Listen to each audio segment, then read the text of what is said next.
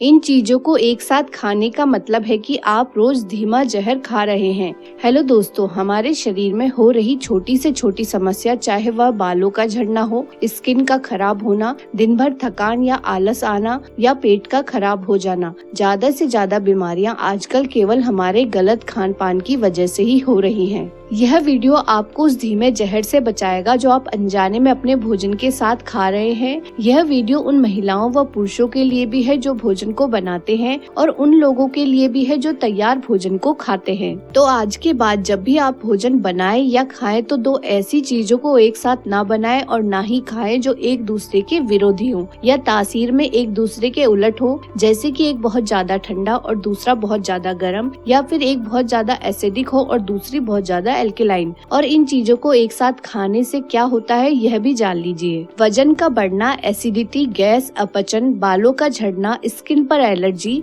मस्से और सफेद दाग होना, सोराइसिस, एक्जिमा, सर्दी जुकाम, सरदर्द और जोड़ों में दर्द होने के साथ गले में खराश, फेफड़ों व किडनी की कमजोरी, बवासीर, डायबिटीज, दिल तथा शरीर के दूसरे अंगों से जुड़ी कई तरह की गंभीर बीमारियां केवल विरुद्ध आहार लेने की वजह से हो सकती है। यदि आप खीर खाना पसंद करते हैं या फिर आप चाय के साथ नमकीन बिस्किट खाते हैं, और क्या आप दही खाना पसंद करते हैं या फिर आप सलाद में खीरा टमाटर खाते हैं, तो इस वीडियो को बिना स्किप किए पूरा जरूर देखें। तो आइए जानते हैं उन चीजों के बारे में जिन्हें एक साथ नहीं खाना चाहिए। दूध और दही दोनों एक दूसरे के विरोधी हैं। दही बहुत ज्यादा एसिडिक होती है और दूध एल्केलाइन। इन दोनों को एक साथ नहीं खाया जा सकता और यदि खाएंगे तो यह जहर का काम करेगा और 100 से भी ज्यादा बीमारियों का कारण बनेगा। इसी तरह से प्याज व दूध को भी कभी एक साथ ना खाएं। समस्या वही है, प्याज एसिडिक है और दूध एल्केलाइन। तो जब भी प्याज खाएं, चाहे कच्चा या सब्जी में, तो दूध से बनी चीज उसके साथ ना खाएं, जैसे कि खीर को प्याज वाली सब्जी के साथ ना खाएं।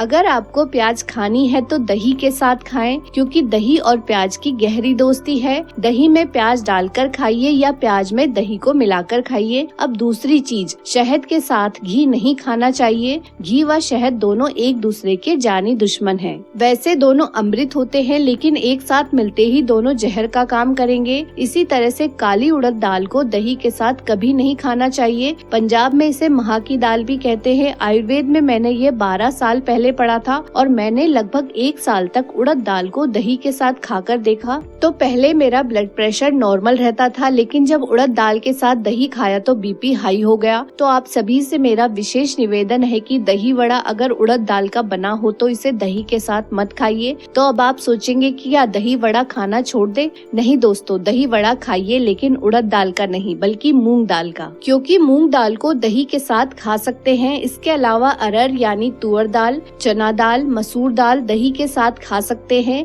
केवल एक ही दाल है भारत में या पूरी दुनिया में जिसे दही के साथ नहीं खाया जाना चाहिए, वह है उड़द दाल। इसका कारण है कि उड़द दाल में सबसे ज्यादा प्रोटीन होता है, और अगर हाई प्रोटीन वाली चीजों को एसिडिक चीजों के साथ खाते हैं तो एसिड प्रोटीन को आसानी से पचने नहीं देता। और अगर फिर भी आप दही व उड़द की दाल को एक साथ एक ही दिन खाना चाहते हैं तो कम से कम दोनों के बीच 1 घंटे का अंतर होना चाहिए। इसके अतिरिक्त दही को लेकर एक नियम और भी है कि कभी भी दही को नमक के साथ ना खाएं। यहाँ केवल दही की बात हो रही है, ना कि छाछ व मट्ठे की। छाछ व मट्ठे को आप नमक डालकर ले सकते हैं, लेकिन दही को हमेशा मीठी चीजों के साथ खाएं। दही को गुड़ के साथ, जैगरी यानी गुड़ की शक्कर के साथ, बूरा या खांड के साथ खाया जाना चाहिए। और अगर आप कभी कभी दही में नमक डालकर खाना चाहते हैं तो सेंधा या काले नमक का ही इस्तेमाल करें। इसके अलावा दूध के साथ भी नमक यानी नमक से बनी चीजें कभी नहीं खानी चाहिए। अगर फिर भी किसी कारणवश खानी पड़े तो आप एक काम कर सकते हैं कि सफेद नमक की जगह काले नमक का या सेंधा नमक का इस्तेमाल करें, लेकिन वो भी कभी कभी। सफेद नमक को तो दूध के साथ खाने का मतलब है कि पाचन को पूरी तरह से खराब करना। अगर आप मेरा यकीन न करें तो केवल 15 दिनों तक खाने के साथ दूध को पीकर देखें।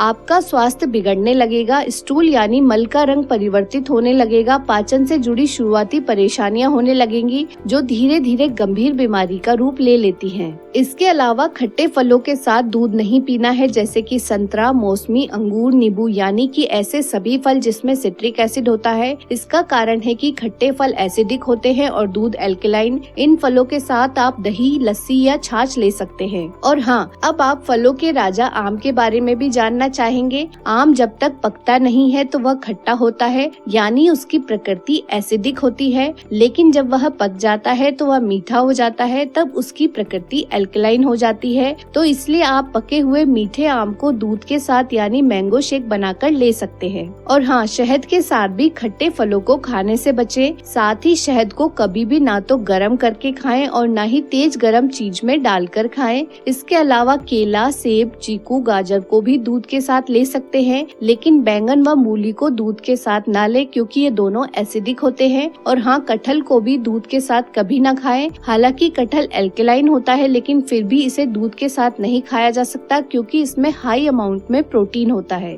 और अब एक सबसे जरूरी बात जो आजकल सबसे ज्यादा चलन में है कि खाना खाने के बाद आइसक्रीम खाना, और ऐसा करने से होता है सवा सत्यानाश। गरम खाने के बाद ठंडी आइसक्रीम आपके द्वारा खाए भोजन को कभी भी पचने नहीं देगी, जिससे भोजन सड़ेगा और कई बीमारियों का कारण बनेगा। इसके अलावा कभी भी सलाद में खीरे व टमाटर को एक साथ ना खाएं। और यदि आप नॉन वेजिटेरियन हैं तो नॉन वेज के साथ दूध, दही, चीज, अंकुरित आहार, आलू या स्टार्च वाली चीजों को कभी ना खाएं।